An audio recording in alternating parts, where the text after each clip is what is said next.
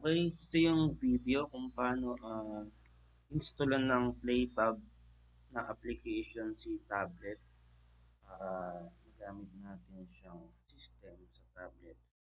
May download lang tayo. Itong mga check nyo na lang dito sa baba sa description ng video. Nalagay yung mga download link. Download natin yung mismong PlayTab na application, landscape, sample lang po yan, saka yung portrait para sa lock screen natin, saka audio sample. Then itong platform tools, kailangan natin siya dito sa laptop or PC. Then natin siya gagamitin. Ito, na-download ko na yung mga application, saka yung pang lock screen, yung portrait, landscape, saka yung audio sample. Ito yung application. Na-download ko na siya sa laptop. Then, ito, yung platform tools, kailangan natin siya para sa ah, kiosk mode nung tablet. Download lang natin. Download link na siya kaya automatic nag-download na yung yung mismong file. Tapos, ito na siya. I-extract lang natin.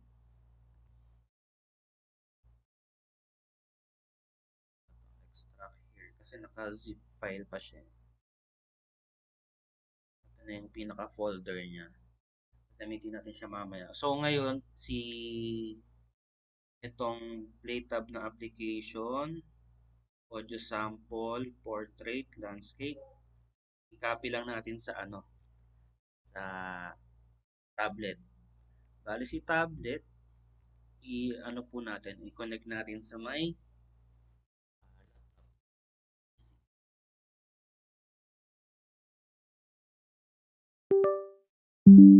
pagka-connect ni tablet, copy na po natin para i-paste na lang, copy. Then punta tayo sa may folder ng PC. Sa akin yung tablet ko is ITEL. Open natin. Pagka empty, punta lang po tayo sa tablet. Ayan po, punta po sa may tablet. Then, dapat po naka-file transfer po siya para ma-recognize po ni laptop si tablet po at makapag-copy ng file.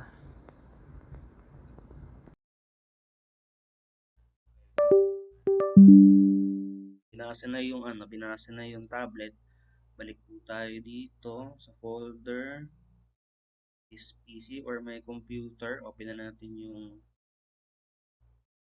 storage ng tablet. Ayan, na-access na po siya. Kahit sa downloads na lang, paste po natin dito yung mga files. Kasi gagamitin natin siya sa pag-setup. Then after nyan, pwede na natin i-install sa tablet itong PlayTab na application. Tayo sa may tablet muna. Yan, okay po. Dito po sa tablet, yan po, para makopy natin, kailangan naka-file transfer siya. Nakita nyo po yun dito sa may sa taas. Pag in-click natin yan, lalabas yung mga option. Baka kasi naka-charging lang siya. Ito, dapat naka-file transfer. Then, since naka-copy na po natin, punta po tayo sa may file manager po natin. Dito sa may files. Sa files, install lang po natin si PlayTab.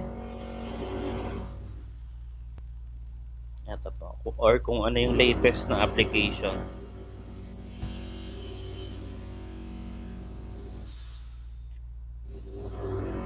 Settings.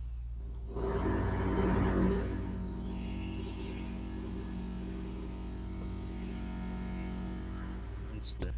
Pasensya na, medyo maingay. Then, back po natin.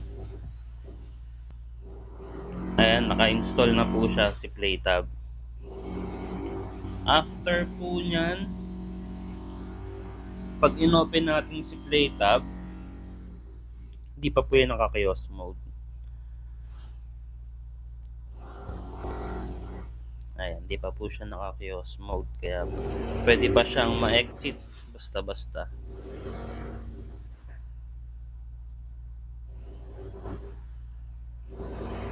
Ayan, na-exit pa siya. Para ma-kiosk mode po siya, kailangan po natin gawin sa PC or sa laptop. Balik po tayo sa PC or sa laptop.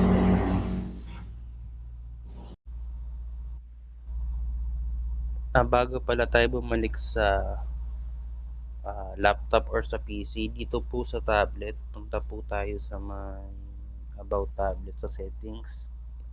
I-ano po natin siya USB debugging. Dito sa may build number, click lang natin siya ng mabilis ilang beses. Then may lalabas na you are now a developer. Then dito sa system, hanapin po natin yung developer options. Then yung USB debugging, enable po natin. Okay lang natin. Ayan, lalabas po yung allow USB debugging. Since connected na po itong tablet sa laptop, click po natin yung always allow from this computer. Kailangan natin siya para ma-kiosk mode po siya mamaya. Then okay na po yan, balik na po tayo sa my laptop. Okay, dito po sa may laptop or sa PC, balik po tayo dun sa may download file po natin na platform tools. Ito siya, na-extract na po natin. Open natin yung folder. Then dito sa bandang taas, click po natin dito. Then type po natin CMD. Then enter. Yan. Tapos type po natin ADB devices. Ang lalabas po dito yung yung naka-attach na tablet sa laptop. Kailangan yan po yung nakalagay sa kanya. Pag unauthorized po yung nakalagay, balik tayo sa may tablet, i-allow lang natin yung sa may USB debugging. I-check lang po natin. Then okay. Then ulitin natin yung ADB devices hanggang mawala yung unauthorized. Then ito yan, na-recognize na siya ni laptop. Then after po nyan, balik, may input lang po tayong ADB shell prompt. Copy po natin to. Itong lalagay ko na lang din sa description ng video sa baba.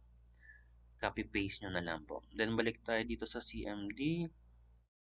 Paste po natin. After po nyan, enter. Ayan. Lalabas po sa kanya success.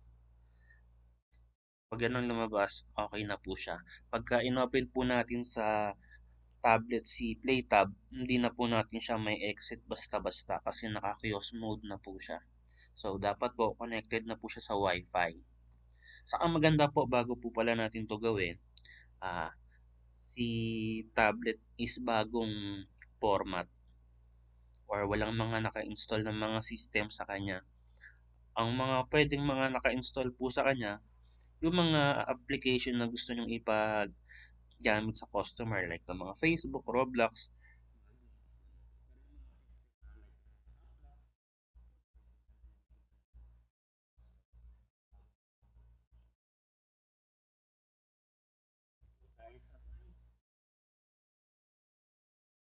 tablet.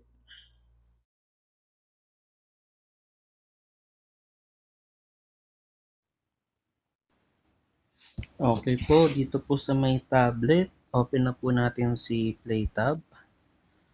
Pagka-open po natin kay PlayTab, hindi na po yun ma-exit. Kasi naka-ano na po yan, naka-kiosk mode. Activate na po natin siya. Dapat po connected na po siya sa Wi-Fi para ma-activate po natin.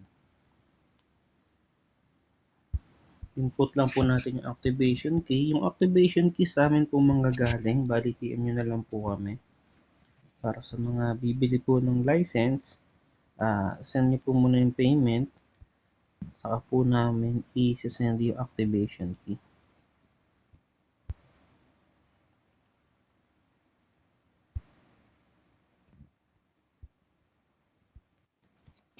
Yan. After ma-activate, set lang po tayo ng admin pin po natin kung ano gusto nyo ilagay po. Set, then isa pa po. Next lang po natin yan. Then dito po sa choose allowed apps, mamimili po tayo ng mga application na gusto natin na ipagamit sa customer. Halimbawa yung mga in-install po natin ng mga games. Pwede po natin ilagay po dyan.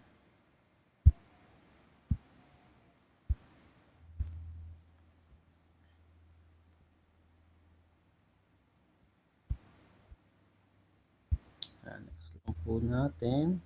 Then confirm setup. Start play tab. Please insert coin. Then after po nun, yan, hindi natin matatouch yung screen, hindi natin siya ma-access unless connected po siya sa charger or kung nasa vendo na po, pag nag-insert coin, mag-charge po siya. Please insert. Doon pa lang po Please insert coin. ma-access yung tablet. Saksak po natin siya or i-charge. Ayan, kung mapapansin nyo po, dito po yung mga in-allowed apps po natin. Dito po sa menu, may volume, logout apps. Halimbawa, nag-login tayo ng mga account natin, mga Facebook, Roblox. Pag pinindot po natin yan sa session po natin, automatic lahat po sila mag-logout. Then dito po sa may settings, open lang po natin. Sa settings, punta tayo dito sa may, yan. Sa taas, change admin pin, pwede palitan, allowed apps. Kung nag-install po tayo ng mga games, pwede natin idagdag po dyan. Then save allowed apps lang po. Then itong ESP32 timer board, wag po natin yan i-enable. Disregard lang po natin yan. Then yung deep freeze, yan po yung pwede natin i-on para automatic pag naubos yung oras ng customer, lahat ng account nila malalag out after 1 minute or pwede tayo mag-set ng oras po. May grace period para kahit naubos na yung oras nila, within 1 minute, pwede pa sila maghulog. Andun pa yung session nila. Hindi mo lalag out yung mga account. Yan. Ito, charge limit, naka 90%. Automatic, pag 90%, di na siya mag-charge. Pero mag-access pa rin natin si tablet. Yung battery lang, para lang ma-protect yung battery. Then Wi-Fi, pagka gusto nyo i-access yung settings ng tablet, pwede kayo pumunta dito sa Wi-Fi, open Wi-Fi settings. And ma-access na natin yung settings ng tablet. Then nga po pala, din po natin i-activate yung assistive touch para mayroon siyang home button while gumagamit po ng mga application. Punta po tayo sa settings ng tablet. Dito po sa Wi-Fi, open Wi-Fi settings. Then punta po tayo dito sa may apps. Then si play tab, click po natin. Punta po tayo dito sa may display over other apps. I-on po natin siya. Then may lalabas na app was denied access. Okay lang po natin. Tapos back po natin. Then lalabas na yung tatlong tooldock dito sa upper right. Click po natin siya. Allow restricted settings. Then try po ulit natin i-enable to. Display over other apps. On po natin yan. Na okay na po siya. Then back. Back po natin sa try lang natin para mapakita po natin. Bawa sa YouTube, kaya meron na siyang assistive touch. Pwede i-home button. Then balik po tayo sa settings, sa admin access, sa about naman po. Dito po natin makikita sa baba kung meron pong update. Tulad yan, meron na po siyang update. Pagka i-download natin yung update, punta lang po muna tayo dito sa may settings. Enable po natin yung enter natin yung maintenance mode. Yan, unlock tablet. Then, balik po tayo dito sa may about, download, update.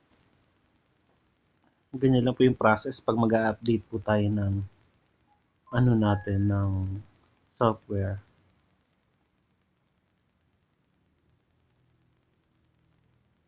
Hintayin lang po natin.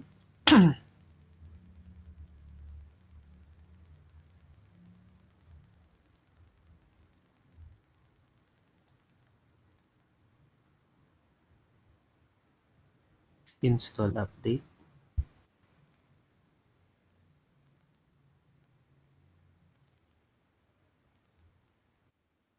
Open ulit natin sa Play tab po. Please insert coin. Ayan, naka-kiosk mode na ulit po siya. Hindi siya ma-access yung settings. Ganun po siya mag-update. Check natin ulit sa about. Ayan, naka-latest na po siya. Then sa appearance, business name, pwede po natin palitan yung name.